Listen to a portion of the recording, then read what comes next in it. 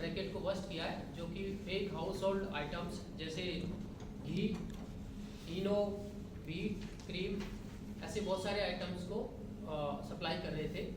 इसमें टीम को इन्फॉर्मेशन मिली थी कि एक अक्यूज है जो कि पहले भी इस टाइप की fake items, fake product supply में इन्वॉल्व रहा है, वो उत्तम नगर के एरिया में सप्लाई देगा। टीम ने इनपुट पे कार्रवाई करते हुए 3 अक्यूज को पकड़ा। उनका नाम है नितिन कुमार, रजत सिंघल और सुरेंद्र गुर्जर। और इनसे बड़ी मात्रा में घी, जो कि बहुत सारे ब्रांड है, मधुसूदन घी 345 लीटर, 255 लीटर पतंजलि घी और 531 लीटर अमूल घी, टोटल मोर देन 1000 लीटर घी, जो कि फेक एडल्ट्रेटेड वनस्पति ऑयल, डालडा और केमिकल से बना के बेच रहे थे और मार्केट में सप्लाई कर रहे थे। वो रिकवर किया। इनो के जो पैकेट्स है वो अराउंड 8000 के आसपास रिकवर किए। ऑल आउट के 1200 पीसेज है। बीट जो क्रीम होती है उसके भी मोर देन 1000 पैकेट्स, उसके पीसेज बरामद किए और 3000 केजी से ज़्यादा टाटा सॉल्ट। तो इस तरीके से टीम ने एक बहुत ही कोऑर्डिनेटेड तरीके से काम करते हुए जो रिलेवेंट सेक्शन है, चीटिंग, फोर्जरी, कॉपीराइट एक्ट, उसमें एफआईआर दर्ज करी और अभी तक उसमें टोटल 4 अक्यूज को अरेस्ट कर लिया गया है। इसमें और भी बहुत सारे जो अक्यूज है जो कि वांटेड है, उनको टीम अभी इसमें लगी हुई है और उनको इन फ्यूचर में अरेस्ट कर लिया जाएगा। इनकी जो अक्यूज है जो काफ़ी लंबे टाइम से काम कर रहे थे, इनकी मैन ये जो जितने भी जो बेचते थे प्रोडक्ट, उसके लिए ये लोग फेक रेपर्स और पैकेजिंग मटेरियल, टिन वगैरह जो ब्रांडेड है उसको मार्केट से परचेज करते थे। उसके बाद घी जिसकी फैक्ट्री ये लोग पंजाबला के एरिया में नितिन और एक दूसरा उसका एसोसिएट था वो चला रहे थे, वहाँ से उसको भरते और दिल्ली एनसीआर में ब्रांड के रूप में अमूल, पतंजलि उसके रूप में ये बेच रहे थे।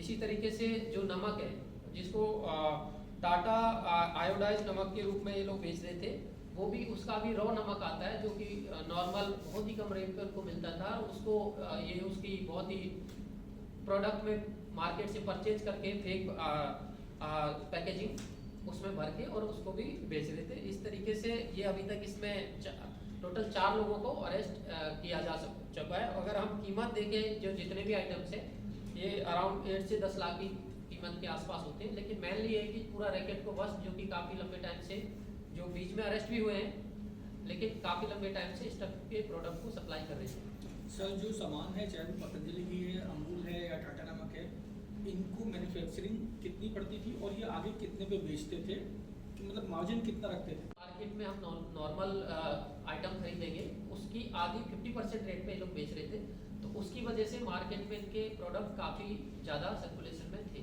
जो इनसे इनको इंटरोगेशन पता चला है। और उसके परचेज रिगार्डिंग उसके लिए वनस्पति ऑयल जो डालडा आता है प्लस वनस्पति सोयाबीन ऑयल और एक केमिकल है, केमिकल 4 लीटर हमने रिकवर किया है, उसको मिक्स किया जाता है। जैसे पहले भी हमने केस किए थे, उसमें भी सेम टाइप की जो प्रोसीजर है उसको ये अपना रहे थे देसी घी बनाने के रूप में। तो उस तरीके से उसमें इनका प्रॉफिट मार्जिन ऑलमोस्ट टोटल मतलब मैक्सिमम प्रॉफिट मार्जिन ही होता है, क्योंकि वनस्पति ऑयल और देसी घी की प्राइस में बहुत डिफरेंस है। सर केमिकल के बारे में बता दीजिए, केमिकल एडिबल होता था या फिर किस तरीके का केमिकल होता था, क्या उससे कुछ नुकसान हो सकता था? देखिए केमिकल, इनके केमिकल पे रेफर नहीं है, लेकिन केमिकल वो उसको घी में नहीं मिला सकते क्योंकि वो डेंजरस है हेल्थ के लिए। क्योंकि देसी घी तो आपको पता है कि नॉर्मल प्रोसीजर से बनता है। अगर कोई भी केमिकल है उसको अगर हम एक वनस्पति ऑयल में मिलाएंगे तो वो रिएक्शन करता है, उसका सिर्फ ये परफ्यूम के रूप में काम करता है जिससे कि देसी घी की स्मेल आ जाए, उसके लिए उसको यूज करते हैं। सर चारों आरोपियों का प्रोफाइल क्या है, पहले कितने मामले में साथ? देखिए मेन अक्यूज जो नितिन है, नितिन पहले 2 केस में इन्वॉल्व रहा है। हरियाणा में रोहतक में लाखन माजरा पीएस से वहाँ भी अरेस्ट हुआ है पहले, 2025 का ही केस है। उसके बाद उससे पहले शालीमार बाग थाने में भी सेम टाइप के केस में अरेस्ट हो चुका है।